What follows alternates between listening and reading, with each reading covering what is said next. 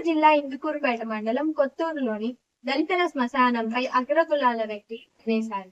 మా పూర్వీకుల జ్ఞాపకాలను సైతం ధ్వంసం చేసి ఆక్రమించేందుకు విశ్వప్రయత్నం చేసిన అగ్రకులాల వ్యక్తులకు మండల తహసీల్దార్ అండగా ఉన్నాడని బాధిత ప్రజలు మీడియా సమావేశంలో ఆవేదన వ్యక్తపరిచారు. అంగబలం అర్ధబలం ఉంటే శ్మశానాలనైనా ఆక్రమించొచ్చని ఇందుకూరుపేట తహసీల్దార్ మాకు అనుమతులను ఇచ్చారని, అక్రమదారులు దళితుల శ్మశానాన్ని ఆక్రమించేందుకు ప్రయత్నం చేయడం జరిగిందని స్థానిక ప్రజలు ఆవేదన వ్యక్తం చేశారు. నెల్లూరు జిల్లా ఇందుకూరుపేట తహసీల్దార్ కార్యాలయం సమీపంలోని దళితుల శ్మశానాన్ని ఆక్రమించేందుకు అగ్రకులాల వ్యక్తులు దళితులపై దౌర్జన్యం చేసినా ఇంతవరకు సంబంధిత అధికారులు దున్నపోతుపై వానపడినట్లుగా వ్యవహరించడం సరైన పద్ధతి కాదని స్థానిక ప్రజలు ఆగ్రహించారు. మాకొక న్యాయం, అగ్రకులాల వ్యక్తులకొక న్యాయమా అంటూ ధ్వజమెత్తారు.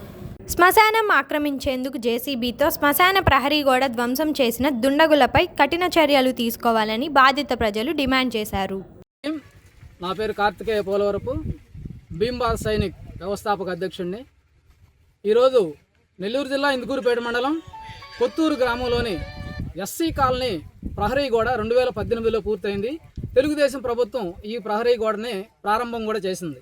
అప్పుడు ఎమ్మెల్యేగా ఉన్నటువంటి పోలంరెడ్డి శ్రీనివాసరెడ్డి గారు ఈ హిందూ శ్మశాన వాటిక ప్రహరీ గోడని ప్రారంభోత్సవం చేశారు. అయితే నిన్నటి దినాన మర్రిపాటి దిలీప్ కుమార్ అనే ఒక ఇతర కులస్తుడు ఇక్కడికి వచ్చి అతని పొలానికి వెళ్లే దారి కావాలని చెప్పి ఈ హిందూ శ్మశాన వాటిక ప్రహరీ గోడని కూల్చేందుకు ప్రయత్నం చేసి జేసీపీని తీసుకొని వచ్చి ఇక్కడ పగలగొడుతూ ఉంటే ఎస్సీలుగా ఉన్నటువంటి ఈ కొత్తూరు గ్రామంలోని వీళ్ళు వెళ్ళి కొంతమంది యువకులు, మహిళలు వెళ్ళి అడగడం జరిగింది. అడిగితే అతను చాలా దురుసుగా మాట్లాడడం, అలాగే కులం పేరుతో వీళ్ళని ఎస్సీలు అని చెప్పేసి కించన భావంతో వివక్షగా మాట్లాడడం జరిగింది.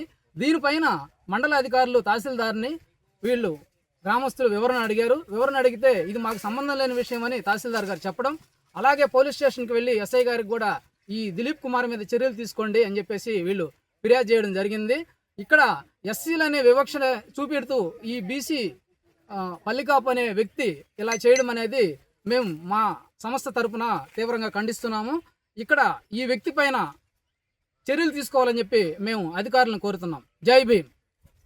నమస్తే, మేము మామూలుగా ఇట్లాగా మాట్లాడుతాను. అది మీడియా వాళ్ళని ఎవరైనా నిన్న వచ్చి 5 గంటలకు వచ్చి జేసీబీ తీసి పగలగొడుతున్నాడు.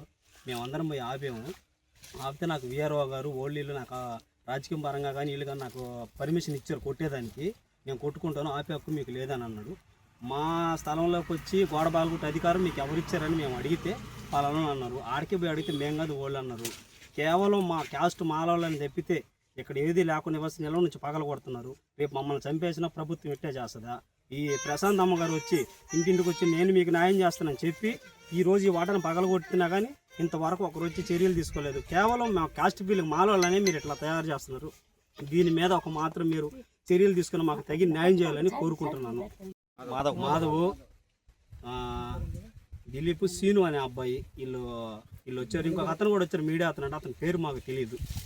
వచ్చి ఈ మండలంలో ఏదైనా పగలు కొట్టేదని కట్టేదానికి ఎంఆర్ఓకి అధికారం ఉంది, ఎంఆర్ఓ గారు సైన్ చేశారు, అందుకని అతను వచ్చి పగలు కొట్టుకుంటున్నాడు, మీకు ఆపేదానికి లేదని అతను మాట్లాడాడు.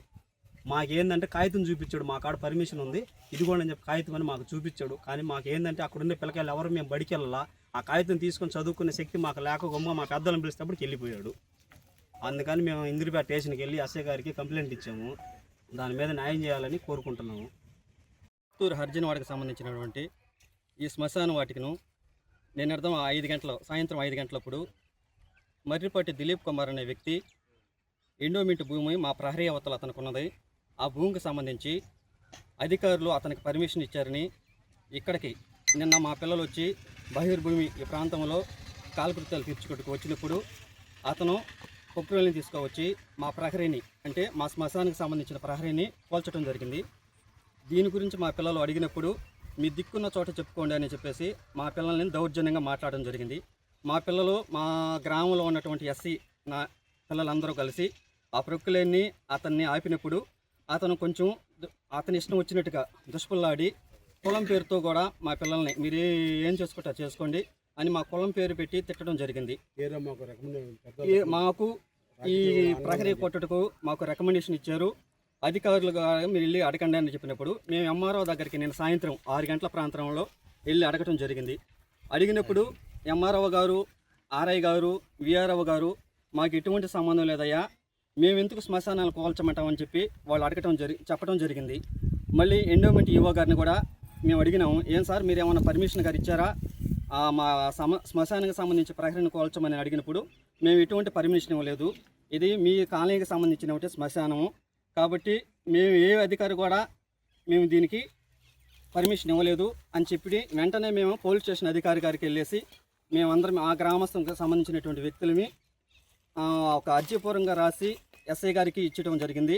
ఎస్ఐ గారు ఈరోజు 18వ తేదీ సాయంత్రం 3 గంటలకు వచ్చి దాన్ని పరిశీలించి తగు న్యాయం చేస్తారని మాతో చెప్పడం జరిగింది.